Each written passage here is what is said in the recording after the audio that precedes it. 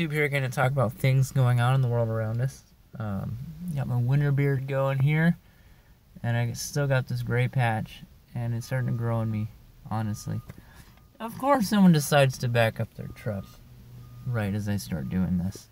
As also, you guys can hear, I have a little bit of sinus congestion going on. Had a cold last week, so I'm having a hard time speaking without sounding like I have a clothespin on my nose. But the Kathryn Stenile verdict came out yesterday, and to my surprise, the only thing they charged the person with who shot her was possession of a legal firearm. I forget the name of the person who shot her, but regardless, I heard the gun he had used to be owned by a cop, and it was stolen. And okay, a little bit of perspective on who the guy who shot Kathryn Stenile is. He's been deported 5 times, and this will be the 6th time he was arrested in the state of California. For those of you who don't know, in the state of California, if you're arrested on felony charges and illegal, you get deported.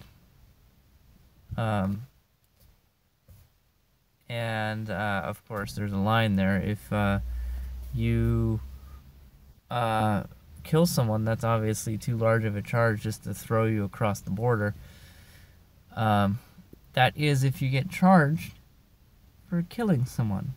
Catching on to a pattern here. So this will be the 6th time he was arrested, and this time it wasn't a small offense like as others. I think she was 17-year-old girl, Kathryn Stenile, gets shot. I wasn't really following the case. In fact, I thought he was already put away because this happened 2 years ago. But his defense is that he wasn't aiming for her, and what actually did hit her was a ricochet of the bullets he fired. So, with that, at very least, he should be charged with manslaughter. Because if you are driving your car carelessly and you drive into a crowd of people, obviously not intending to drive into that crowd of people, like you didn't aim for that crowd of people, say I'm going to drive into that crowd of people, because that would have been murder. But if you lose control because you're driving carelessly and end up colliding into a crowd of people and killing a teenager, without a doubt, you're going to jail for manslaughter. I'm getting pissed off at this because this guy is worse. He has a stolen gun, which I'm not confirmed, but I remember 2 years ago hearing this, which used to belong to a police officer, which is already fucked at that. And he is trying to intimidate this group of people. And he shoots 3 rounds, and 3 rounds, not just one, into the ground, and one of them ricochet right into this 17-year-old girl, and she dies. And this guy gets to sit in a nice, comfy jail, which is like an in-between jail situation, where he's in and out, and he gets to hang out at home until, obviously under some sort of probation-like experience, until he gets his verdict. And this jury decides that this man is innocent of any form of being responsible for killing someone. He is innocent of murder, which your defense for the murder charge is that you weren't aiming at her. But at very least you should get manslaughter, which is not a life sentence. But he doesn't even get that. He gets possession of a legal firearm. Guess what happens now? Now, because of California's broken legal system, he gets sent right across the border. And where does he end up again? Because he gets to Mexico, the Mexican government's not gonna take what he's done and put him in their prisons. This is going to cost their taxpayers money. They're going to let him walk right across the border and end up back in San Francisco or wherever he wants to end up. I'm sure San Francisco is a lovely place for this guy to be. It's a sanctuary city which does not abide by any of the federal laws regarding illegal immigration. So there's none of the San Francisco law enforcement, nor San Francisco. This is what's so screwy about San Francisco, too.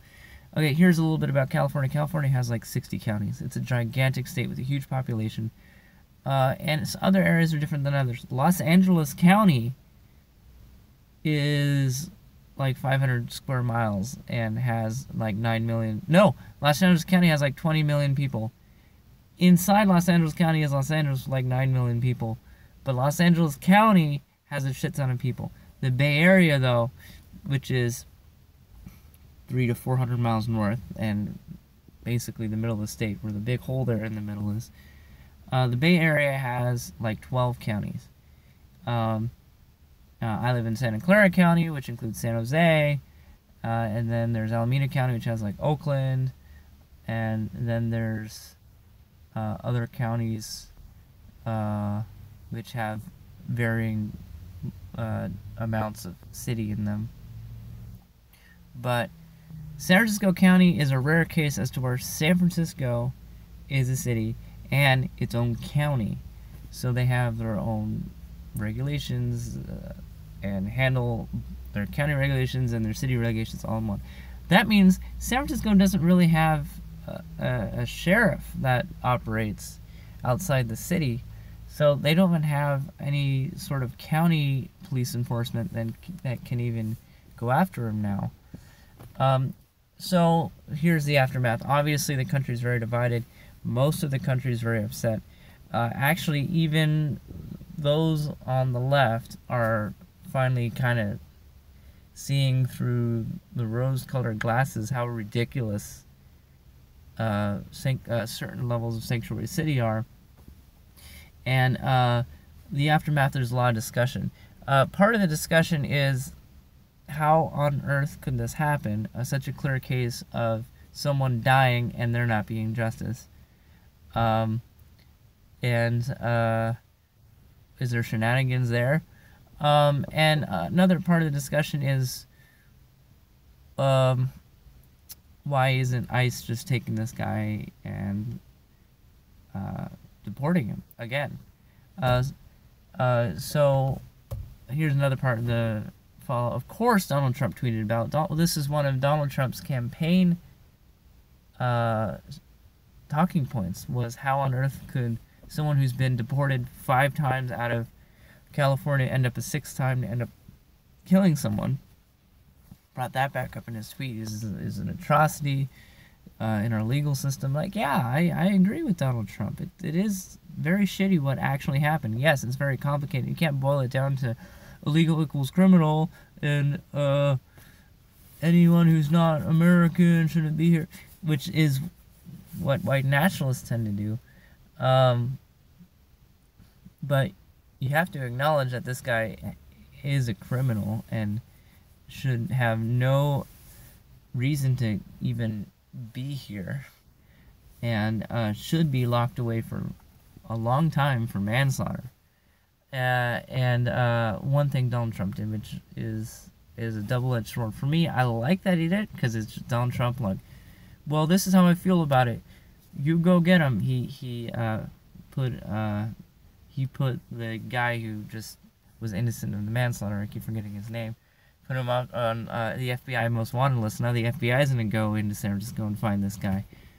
That's awesome in a way, because justice, but kind of shitty in a way, because the libertarian to me is like, but that's our legal system. And, he was, through our legal system, proven innocent. So you're subverting our legal system with the power of the FBI. So does that make anyone who is on trial for anything trust, even if they're going to be declared innocent, if the president says, well, you might be declared innocent, but I don't think you are, so I'm going to send the FBI after you. So I mean, I agree with the decision, but at the same time, it's a very slippery slope, which I hope doesn't get traveled much at all, honestly. Anyways, that's it for me. I hope this guy does get locked up. He deserves to be behind bars, because he can't go around stealing guns and shooting it, even if you're not shooting it at people, shooting it in a city which is one of the most densely populated cities in the United States. I didn't say most populous, a densely populated. San Francisco is actually a very small city with a very high population compared to its actual size. Anyways, that's it for me, and we'll see you guys on the next one.